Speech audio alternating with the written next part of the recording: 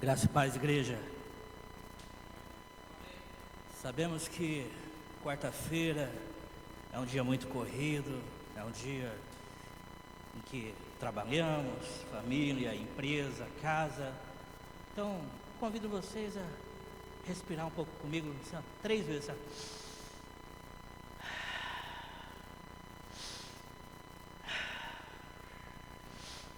E respiramos e oxigenamos nosso cérebro para que a palavra venha de encontro ao nosso coração e a nossa mente não esteja acelerada com as coisas do mundo, mas que nesse momento estejamos conectados a Cristo.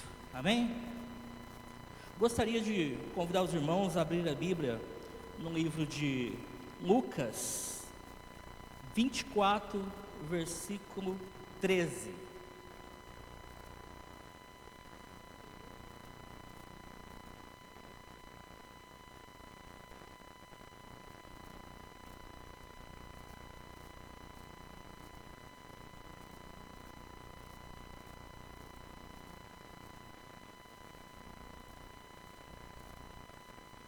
Amém?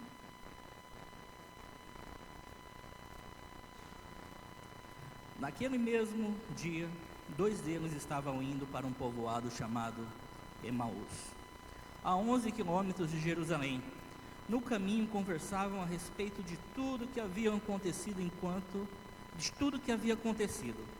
Enquanto conversavam e discutiam, o próprio Jesus se aproximou e começou a caminhar com eles, mas os olhos deles foram impedidos de reconhecê-lo.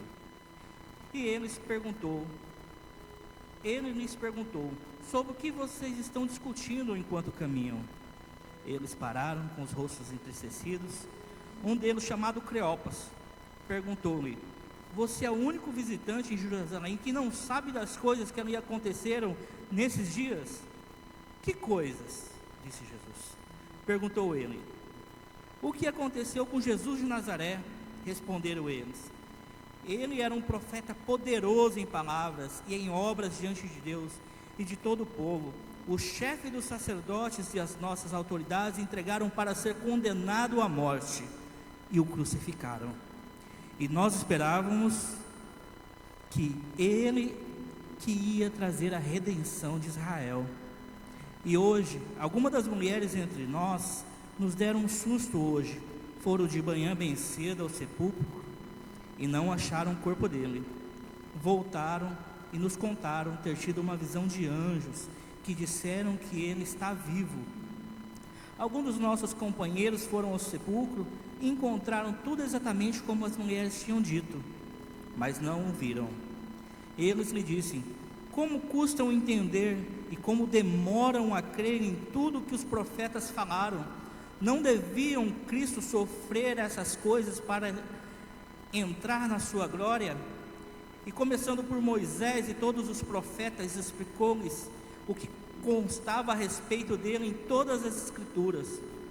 Ao se aproximar do povoado para o qual estava indo, Jesus fez com que ia mais adiante, mas eles insistiram muito com ele: fique conosco, pois a noite já vem, o dia está quase findando. Então ele entrou para ficar com eles. Quando estava à mesa com eles, tomou o pão, deu graças, partiu e deu a eles. Então os olhos deles foram abertos e o reconheceram, e eles desapareceu da vista deles. Amém? Hoje, no contexto em que vivemos, ouvimos muitas histórias verídicas de guerras, vivemos um Covid, temos notícias ainda de muitas guerras acontecendo, provocações, e tudo isso também nos assusta. Mas o dia mais tenebroso da história foi um capítulo anterior a esse. Para entender o contexto do que estava acontecendo em Emaús, todos já conhecem a história, mas eu gostaria de trazer trechos à memória dos irmãos.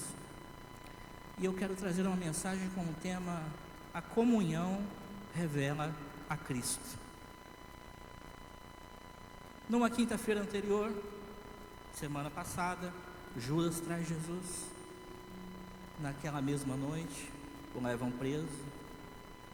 Os sacerdotes, o sinédrio queria crucificar Jesus. E levaram ele para Pilatos, depois levaram para Herodes. E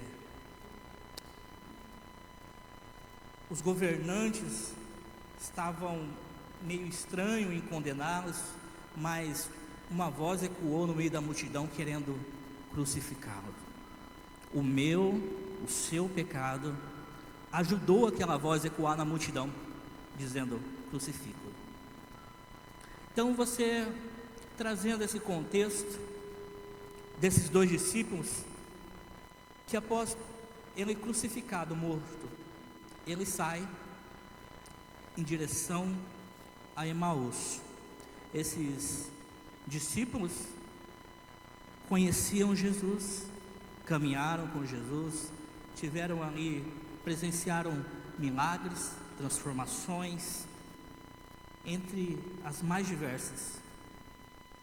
Porém, algum desses discípulos e até outras pessoas não viam Cristo como Messias, ele via Cristo como um profeta. Esse profeta que viria a tirar Israel, a tirar o povo judeu do jugo romano, ia libertar Israel, ia ser o rei daquelas coisas terrenas. Mas Cristo não veio para isso. Cristo veio para as coisas eternas. Cristo veio para as coisas do céu. Então, se formos caminhar ali ao lado desse contexto em que esses dois discípulos, eles saem no caminho de Emaús, eles automaticamente nos dá a entender que no texto eles estão num caminho errado. Se você ler todo o contexto da história, você vai entender que era para eles voltarem, porque eles estão no caminho errado. No versículo 49, mais à frente, existe uma incisão de Cristo falando: permanecer em Jerusalém. Então nos leva a entender que eles não estavam caminhando para o lado certo. E nesse contexto, esses dois discípulos, e entrando, podendo entender um pouco a história, a gente pode entender que no coração deles subia uma incredulidade, porque eles não viam Cristo como Messias, era um profeta. Então, nesse momento de incredulidade, seus olhos, eles são fechados, uma incredulidade toma o coração, e há uma tristeza na alma. Em quantas vezes na nossa vida estamos olhando a Cristo, presenciamos milagres, presenciamos transformações, e aquilo simplesmente desaparece da nossa memória. A incredulidade toma conta do nosso coração. Cristo nos chama para que essa incredulidade ela seja quebrada, que essa tristeza da alma se transforme em alegria, que o nosso coração frio volte a queimar por Ele. Então, esses homens, num caminho errado, num caminho que não era para eles irem, e eles vão conversando, como segue o texto, no 14: no caminho conversavam a respeito de tudo o que havia acontecido. Enquanto conversavam e discutiam, o próprio Jesus se aproximou. Nesse texto em que eles iam conversando e discutindo, e a princípio de todas as coisas que ia acontecendo, a palavra conversar no versículo 14, ela vem de uma palavra grega chamada homiléu, que daí vem a palavra homilética. O que é homilética? É a arte de preparar sermões. Então aqueles dois discípulos, dentro da sua própria crença e dentro das suas desculpas, querendo achar um modo de validar sua incredulidade, em que ele não era o Messias, eles começaram a pontuar. Eles começaram a pontuar contextos em que poderia validar a decisão deles. E a gente, no nosso tempo, na nossa caminhada, também fazemos isso. A gente pega pontos e pega textos e fora de contextos e cria uma teologia para nós. E fala assim, não, essa aqui é a correta, é verdade, isso aqui está errado. Não era para mim continuar lá não, o cara era bom, mas não era aquilo lá não.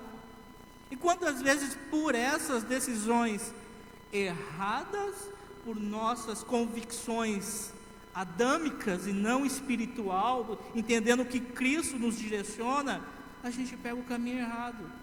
E não falando só dentro de empresa, e não só falando dentro de casa, ou falando dentro de igreja, a gente fala num contexto todo, em que se uma coisa não dá certo, a gente fala assim, opa, não era aqui, mas se você tem uma promessa, e você entendeu que é de Deus, permaneça no caminho correto, aguarde até que se cumpra a profecia. A palavra está aqui, eu tenho dúvida, ela vai esclarecer a profecia, ela vai esclarecer aquilo que Cristo te prometeu. A gente é desesperado para coisas imediatistas, mas Cristo nos leva a refletir nessa mensagem. Um caminho de Emaús, discípulos entristecidos, coração frio, olhos fechados, e Jesus se aproxima. E assim na sua vida também, você pode estar num caminho equivocado, mas mesmo assim Cristo não deixa de estar com você. Cristo, mesmo você nas suas elucubrações da vida, Ele vai pontuar junto com você. Ei, de que você está conversando aí? Foi esse que o texto continua. Cristo se aproxima e perguntou, o que é que vocês estão conversando durante a sua jornada? O que vocês estão conversando aí durante o caminho? E por que Cristo pergunta? Porque eu conheço um Cristo que Ele é provocativo. Ele provoca milagres, Ele provoca cenários, Ele provoca tudo que é necessário. Então, na verdade, Ele já sabe do contexto todo, mas Ele quer escutar dos discípulos. E Ele quer escutar de você. Não, só você não está sabendo. Você é o único visitante em Jerusalém que não sabe o que está acontecendo. Tinha o Cristo, um cara muito usado por Deus, fez sinais e maravilhas. E Ele quer escutar você. O que aconteceu que você desviou a sua rota? O que aconteceu que o seu coração ele endureceu? O que aconteceu que a sua visão ele ficou cega? O que aconteceu que a sua alma ficou triste, abalada?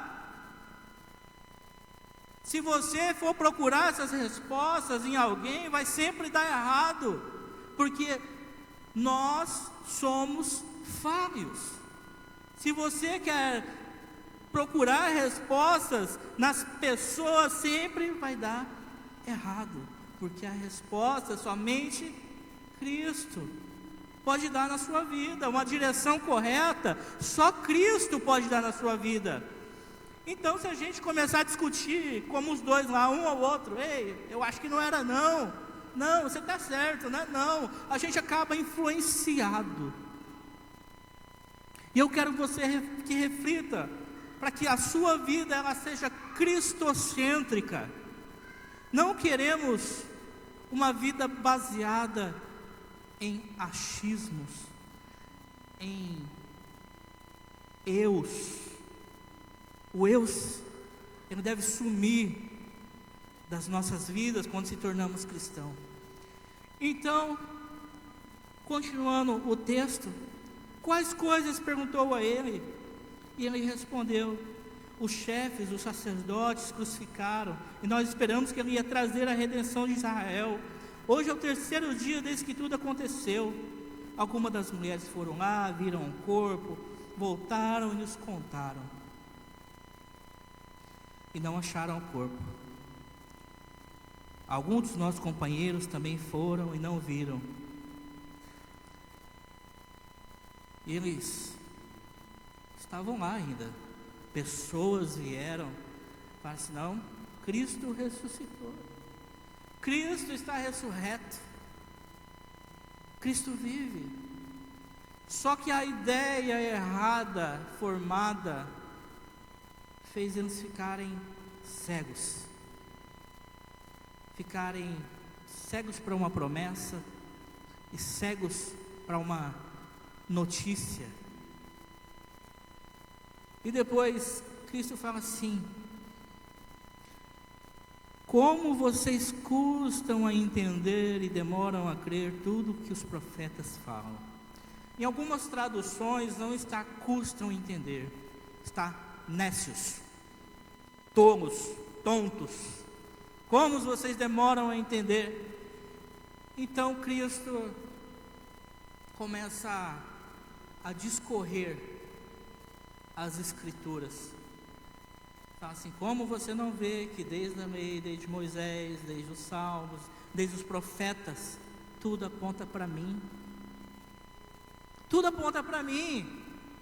Começa a discorrer o texto e fala assim: seus nécios e tardos de coração, por que vocês custam a entender? Não teria que o Cristo sofrer isso para entrar na sua glória?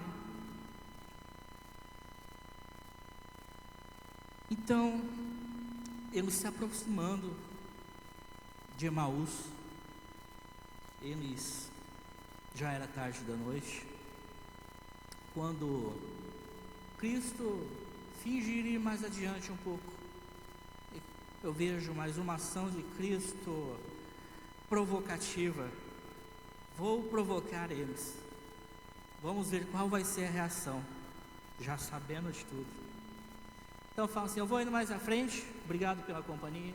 E aí aqueles dois discípulos falam assim: não, está muito tarde, fica com a gente.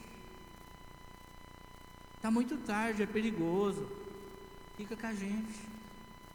O texto diz que insistiram. E Cristo chegou, sentaram à mesa. E diz que quando Cristo entra, senta à mesa, ele parte o pão.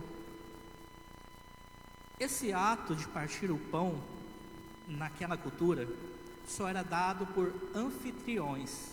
Quem era o responsável de partir o pão era o anfitrião. Então, quando Cristo chega naquela tenda, naquela casa, senta com os discípulos, parte o pão, abençoa e dá, ele está falando: obrigado por me deixar entrar na sua casa e ser o anfitrião. Então, quando a gente está perdido no caminho errado, um coração duro, uma alma triste, cego, a primeira coisa que a gente deve fazer é o quê? É deixar Cristo entrar na nossa casa. É o momento em ter comunhão com Cristo, para que Ele venha se revelar a nós. Como diz o meu pastor nas últimas pregações, é necessário ter uma simbiose com Cristo. Assim como a mulher grávida, ela tem uma simbiose com o neném que está no ventre e leva oxigênio para que seja mantida a vida, assim é necessário uma simbiose com Cristo, para entendermos as razões, os motivos, o porquê, o que está acontecendo, porque até então eles também não entendiam o que estava acontecendo. E quando eles sentaram à mesa, partiram o pão, deu graça, comeram, Cristo se revelou a eles. E o que aconteceu? Cristo sumiu. Daí ele continua, um conversando com o outro, assim: rapaz, era o Cristo, era Cristo. Cristo estava todo o tempo no caminho, todo o tempo conversando com eles, indagando algumas situações para fazer com que eles entendessem: eu sou o Cristo ressurreto, eu sou aquele que era, que há de vir, eu sou aquele que prometeu todas as coisas. Eu vim para os judeus para que eles reconhecessem como Messias, não como profeta. Eu sou esse Cristo, mas eles não tinham entendido até sentar à mesa, até ter um momento de comunhão com Cristo. Então, quando a gente volta o nosso coração, senta à mesa, chama Cristo para ser o anfitrião da nossa casa, Ele se revela a nós. Então diz que os olhos foram abertos, eles reconheceram a Cristo. É a única maneira que eu entendo de ligarmos nos ligarmos a Cristo é através da oração, é através da palavra. Então, se a gente não está entendendo alguma coisa, a gente deve vir para a palavra, assim como ele discorreu aos discípulos. Olha, a palavra está aqui, vocês não estão entendendo. Não, então eu vou entrar e eu vou partir o pão com vocês, para que vocês entendam que a comunhão também me revela. Me busque, vai me se revelar a minha vontade sobre vocês. E eu confesso que essa mensagem aqui, ela, na hora de escrever ela, fui no carro contando para o pastor Orlando, acordei de madrugada e não era para mensagem, mas era para mim. Acordei 2h30 da manhã e não conseguia dormir. Eu falei assim, ixi, eu vou orar. E não era oração, orei e não era oração. E de repente começou a vir na minha mente um monte de coiseiras, um monte de entendimentos teológicos, escatológicos, sobre Cristo, sobre um monte de entendimento. Se escrevesse, daria páginas. Daí eu falei assim, entendi, é para mim escrever? Daí eu entendi que não. Daí eu falei assim, um monte de coisa dessa aqui, eu não vou escrever? Não. Isso aqui é para mostrar. Isso aqui é para mostrar o quanto você sabe de mim, mas pouco tem comunhão comigo. Aquilo me doeu.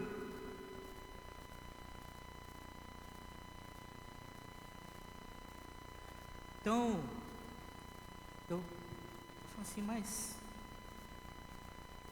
a gente tenta dentro da maneira do possível, é corrido, mas temos que tirar um tempo para criar essa simbiose com Cristo, para entender que precisamos de um momento específico nas nossas vidas, de oração, de leitura de Bíblia, para entender qual é o mover de Cristo nas nossas vidas. E quando nos tornamos quando temos essa comunhão com Cristo, também temos que transmitir essa comunhão à igreja, temos que transmitir essa comunhão ao seu pastor, temos que transmitir essa comunhão aos seus líderes, temos que transmitir essa comunhão aos que estão lá fora, porque a partir do momento em que Cristo é revelado, você é o espelho da igreja. As pessoas de fora vão começar a olhar vocês. O que acontecia no livro de Atos? No livro de Atos falava bem assim, e eles se reuniam no templo diariamente, insistentemente, e no outro dia eles estavam lá no partir do pão, na comunhão, e se reuniam e partiam o pão, e se reuniam e partiam o pão. E a Bíblia fala que a igreja era acrescentada por Deus. Muitas das vezes achamos que a nossa mão, o nosso eu vou fazer, se não for eu, não vai dar certo, é o que vai mover a igreja. Mas na verdade o que vai mover a igreja é Cristo, a partir do momento em que a comunhão transbordar sobre a igreja. A partir do momento que formos Cristo começa a derramar os seus dons sobre a igreja. A partir do momento que formos a cura, a libertação, a transformação, pessoas vão começar a vir, porque quando Cristo se faz presente no meio da igreja, automaticamente as pessoas vão procurar. O que está acontecendo lá? Eu quero também. Eu quero também.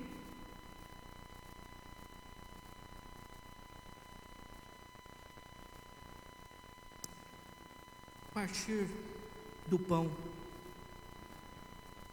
lá em Mateus, quando parte os pães e os peixes, existiu uma multidão, e Cristo já sabia de tudo, mas ele é provocativo.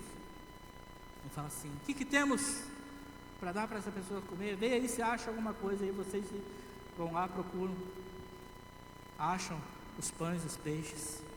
Pede para o povo abaixar a cabeça na relva, ora, multiplica os pães e dá os peixes, e dá ao povo.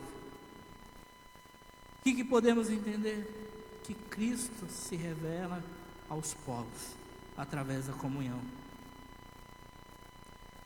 Então, o que esses discípulos fizeram? E eu quero deixar para a igreja entender. Primeiro, convidaram Jesus a entrar na casa deles.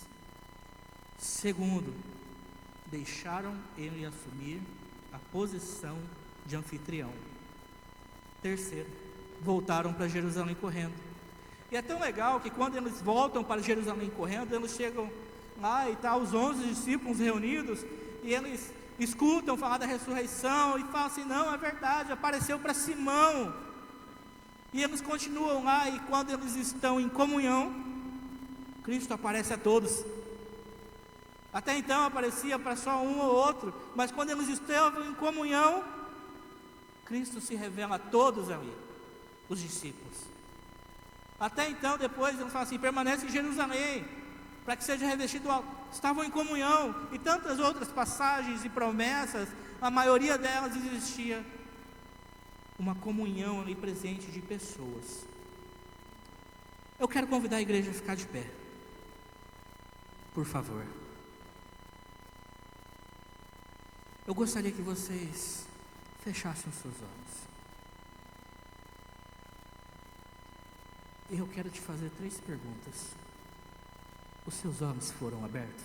Responda para você mesmo. Seu coração foi aquecido? Os seus pés estão velozes? Seus pés estão rápidos? Porque quando Cristo foi revelado, eles foram correndo a Jerusalém. E eu quero fazer uma oração essa noite. Eu quero fazer uma oração para que Cristo seja revelado a vocês, para que Cristo venha ser um só com vocês, e vocês um só com a igreja, com o corpo. Que os dons espirituais, que o mover de Cristo, ele venha a ser presente nessa igreja, que essa mensagem venha a ser profética na vida de vocês. Senhor Jesus, Pai Criador dos céus e da terra, o Senhor sabe o que cada um respondeu aqui nessas 3 perguntas que eu fiz, Pai. O Senhor sonda o coração de cada um, sabe a necessidade de cada um, Pai.